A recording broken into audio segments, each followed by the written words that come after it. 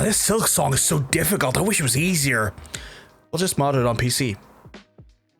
So for folks who have been getting into Silksong, some people are realizing that the game maybe isn't as easy as they first thought it was going to be. We're seeing more and more discussions online around the mentality of get good and the difficulty of video games, and Silksong is bringing that back to the forefront as folks are just not having as easy time with it as they did the previous Hollow Knight. Now, it's not to say the previous Hollow Knight game was easy. No, it was quite challenging in places, and the curve built up in such a way to create that difficulty in a pace that made sense. However, players are complaining that the double damage and other factors in the game are just maybe too much for them, and also calling on Team Cherry to basically nerf the game and nerf the damage. However, if you look on Nexus mods, some of the most popular mods already are mods that make the game easier. So far, I can see that there's actually mods that will reduce the damage down from double damage to single damage. There's mods that will actually show you how much health bosses have as well as enemies, giving you a better idea of when to risk it or when to maybe pull back and be more reserved. And other mods just straight up upping your own damage,